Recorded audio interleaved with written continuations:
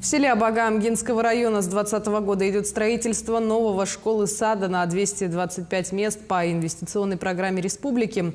На данный момент завершены черновые работы детского сада. Со стороны школы идет строительство второго этажа. Параллельно идут работы по монтажу металлоконструкции спортивного и актового залов, стяжка и укрепление пола первого этажа, штукатурные и электромонтажные работы, благоустройство и ограждение территории.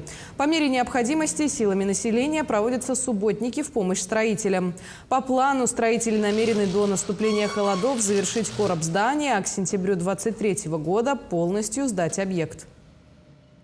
В этом году, получается, мы планируем закончить каркас объекта школы.